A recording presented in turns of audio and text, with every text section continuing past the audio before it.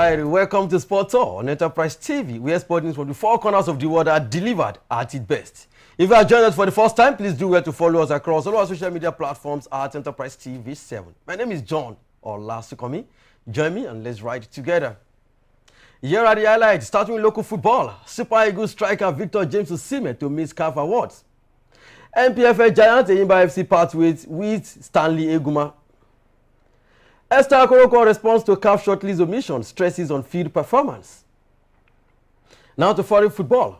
Iraq joins DR Congo, Bolivia others in intercontinental playoff lineup.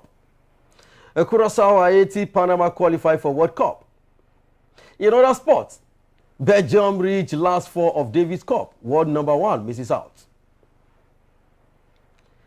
Now let's feed it with it. Starting with local football. Victor James Osimhen will be absent at this year's CAF Awards in Rabat, Morocco on Wednesday, today, 19 November 2025. As he returns to Galatasaray for a scheduled MRI scan on the hamstring injury he picked up during international duty for Nigeria. Osimhen, who won the award in 2023, is in the running for the award for the second time in his career. This year he is up against Egypt and Liverpool forward Mohamed Salah and Achraf Hakimi of PSG and Morocco. The player is expected to undergo a scan that will determine the extent of the injury he suffered on Sunday, 16 November. Osimhen was withdrawn at halftime during Nigeria's loss to DR Congo in the final of the 2026 World Cup African playoffs on Sunday. The striker was believed to have suffered a hamstring injury and was substituted to prevent further aggravation. In the semi-final against Gabon, the 27-year-old scored an extra-time brace to take his national team tally for Nigeria to 31 goals. The Nigerian striker is returning to the podium after winning 2 years ago. He was succeeded by his compatriot Ademola Lookman. Away from CAF Awards, let's move straight to the NPFL. Enyimba FC have parted ways with their technical advisor Stanley Eguma following a string of poor results in the ongoing Nigerian Premier Football League season. The decision confirmed in a club statement on Monday, 17 November, also affects his assistants Ndubuisi Nduka and Joseph Boma. The announcement came a day after Enyimba suffered a disappointing 1-0 defeat to Wiki Tourists on Sunday at the Enyimba International Stadium in Aba. According to the club, the move takes immediate effect as management conducts a thorough review of the team's recent performances. From 13 NPFL games, the team has recorded just 4 wins, failing to win the 9 matches, including defeat to Plateau United, Queen Khalifat, Warriors, and Wiki Tourists. Notably, losses to Wolves and Wiki came in front of home fans in Aba, while 3 of the defeats were against newly promoted sides. Away from NPFL, let's move straight to the camp of the Super Falcons. Super Falcons forward Esther Okoroko has responded to our omission from the final shortlist for the CAF Women's Player of the Year award, saying that true validation comes from performances on the field rather than award selections. Widely regarded by fans and analysts as a strong contender for the top 3, Okoroko expressed both gratitude and understated disappointment in an Instagram post following CAF's announcement. She said, and I quote, "I remain grateful for the support across Africa," she wrote. "CAF's decision is noted, but my focus stays on the pitch. Recognition is earned, not awarded. Awards don't always reflect reality, but the pitch never lies." Few days ago, CAF released its 3-player shortlist for the prestigious Continental Award, with Super Falcons star Rashid Ajibade making the cut. However, the announcement sparked debate among supporters after notable omissions, including Okoroko and Zambia's Bababra Banda, both of whom delivered standard performances over the past years. The final shortlist consists solely of players who featured in the WAFCON final: Ashira Ajibade, Gizani Chebak, and Sana Nsodi. The selection has prompted conversation about award criteria and recognition in African women's football, even as Okoroko emphasized that her focus remains firmly on her on-field contributions.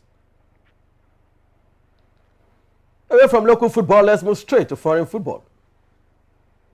In the World Cup qualifiers, Iraq sealed their place in the interconfederation playoffs for the 2025 World Cup after a dramatic 2-1 victory over the United Arab Emirates in Basra on Tuesday, earning a 3-2 aggregate win in their Asian qualifying tie. The decisive moment came deep into stoppage time, 17 minutes into added time, when Amidst and Mari converted a VAR-awarded penalty to complete Iraq's comeback and keep alive their hopes of returning to the World Cup for the first time since their lone appearance in 1986. The UAE are taking the lead early in the second half when Lucas, played through by Yahya Nada, fired past goalkeeper Jalal Achin in the 52nd minute. But Iraq responded strongly to Mohamed Ali, who plays his club football for home, and his free kick midway through the second half to level the score. Iraq continued to press for a winner with Mohamed Ali missing 2 late opportunities before VAR intervened to award a penalty for handball. Alnassr stepped up and calmly converted, sparkling celebrations among the Basra crowd. The victory sends Iraq into the 16th Interconfederation playoffs, where the final 2 bets for the 2026 World Cup will be decided. They join Bolivia, New Caledonia, and Democratic Republic of Congo, all of whom have already secured playoff spots. Still taking news from foreign football. Haiti defied the odds on Tuesday to book a place in the 2026 World Cup and will be joined by Panama and Curaçao, who became the smallest country to win a bet at the finals. The 3 claimed spots in their respective groups to advance from the Central and North American and Caribbean CONCACAF region to next year's finals in Canada, Mexico, and the US. Haiti beat Nicaragua 2-0 in Wilstad, Curaçao, where they have been forced to play their home fixtures because of the strife in their country. To finish top of Group C, while Panama's 3-0 home win over El Salvador ensured they ended winners of Group A. Curaçao held Jamaica to a goalless draw, a way to stay 1 point ahead at the top of Group B despite being without veteran coach Dick Advocaat, who returned to the Netherlands at the weekend for family reasons. Away from foreign football, let's move straight to other sports. In the world of tennis, Belgium reached the semi-finals of the Davis Cup after winning both singles matches against France in Bologna, where fans have been denied star power following injured Carlos Alcaraz's late withdrawal. Raphael Collignon and Zizou Bex came through respective singles clashes against Corentin Moutet and Arthur to set up a potential clash in the last 4 with others and host Italy. Collignon came back from a set down to beat world number 35 Moutet 2-6, 7-5, 7-5, while Bex saw off Rinderknecht, France's highest-ranked player at 29 in the world, 6-3, 7-6. Italy will be favored to face Belgium in the semi-finals ahead of Wednesday's match against Austria in front of a passionate crowd in northern Italy.